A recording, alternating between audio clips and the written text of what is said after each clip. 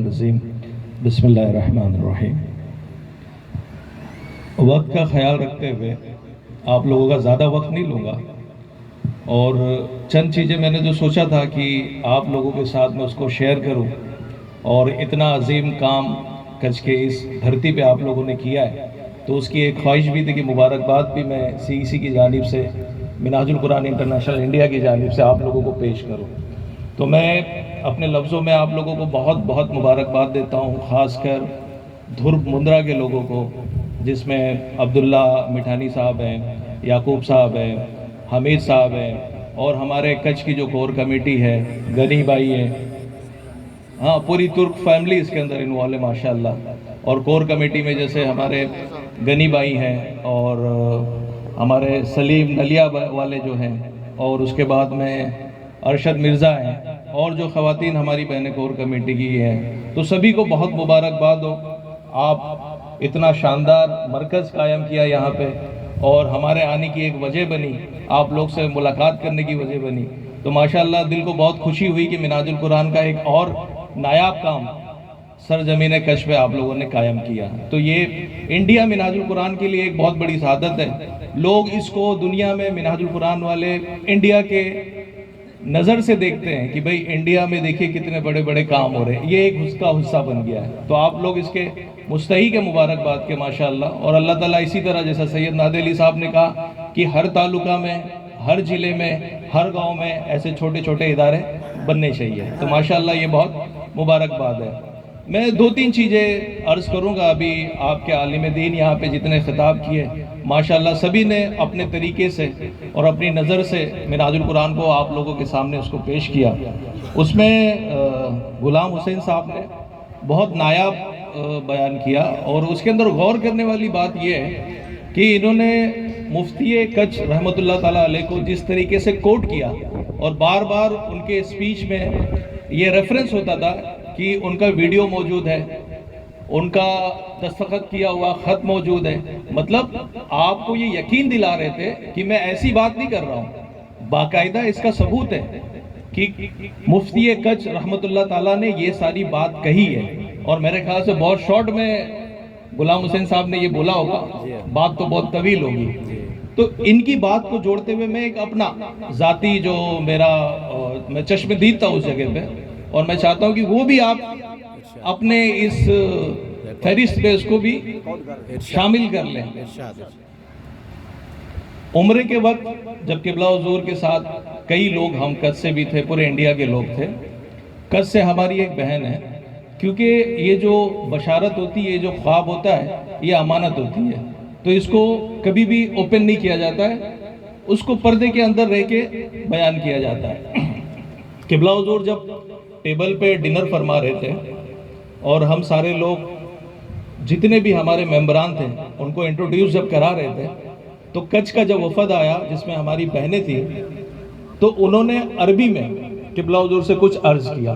اب عربی تو ہم کو نہیں سمجھتی ہے، قبلہ حضور نے عربی میں کچھ عرض کیا، اور قبلہ حضور نے پھر جواب بھی عربی میں دیا۔ تو مجھ کو ذرا حیرانگی ہوئی کہ یہ عربی میں کچھ بہن نے کہا ہے، اور قبلہ حضور نے عربی میں جواب دیا ہے، اور قبلہ حضور کے ٹیبل کے سامنے بڑے مشائخ تھے مصر کے، بڑے مشائخ، 3-4 لوگ بڑے مشائخ تھے مصر کے۔ تو جب وہ کہہ کے گزر گئی، معاملہ ذرا سب ختم ہو گیا، تو میں نے جب اس کی جانکاری لی کہ بھئی یہ جو بہن تھی ہماری، انہوں نے کچھ کی جو بہن تھی ہماری، انہوں نے قبلہ حضور سے عربی میں کچھ کہا، اور قبلہ حضور میں جواباً عربی میں کچھ کہا، تو کیا بات کہی؟ تو میں بتانا چاہوں گا کہ آپ دیکھیں کہ جب مفتی اعظم رحمۃ اللہ تعالیٰ حیات تھے تو آپ کی پیروی کرتے تھے، آپ کو نگہبانی کرتے تھے، آپ کی اصلاح کرتے تھے، اور بعد وفات آج بھی وہ آپ کے درمیان کس طرح ہے، یہ اس بات کا ثبوت ہے۔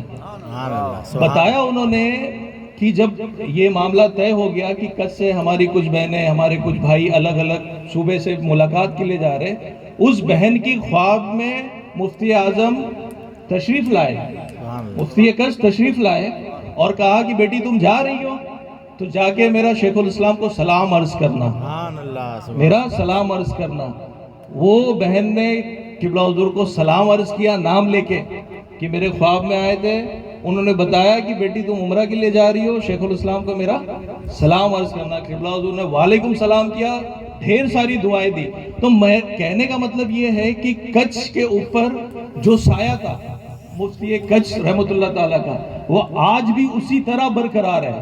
اور یہ جو آپ ہے نا درخت جو بڑھتا ہوا دیکھ رہے ہیں اور اس کے اندر جو پھل لگتا ہوا دیکھ رہے ہیں، یہ ان کی دعاؤں کا نتیجہ ہے، یہ بہترین نتیجہ ہے۔ تو آپ لوگ بہت خوش نصیب ہو کہ آپ کو ایسا رہنما ملا، اور آج ہم سمجھتے ہیں اور میرے ساتھ آپ لوگ بھی یہ سمجھتے ہیں کہ یہ جو کچھ بھی نظر آ رہا ہے منہاج القرآن کا، یہ مفتی کچھ رحمت اللہ تعالیٰ کی دین ہے، ان کی دعائیں ہیں۔ اور انشاءاللہ یہ بے شک درخت ہرا ہو بھرا ہوگا۔ اور ہم ہے نا جب دوسرے سٹیز میں، دوسرے صوبوں میں جب جاتے ہیں تو ہم مثال آپ کی دیتے ہیں، مثال ہم کچھ کی دیتے ہیں، مثال ہم کچھ کی بہنوں کی دیتے ہیں۔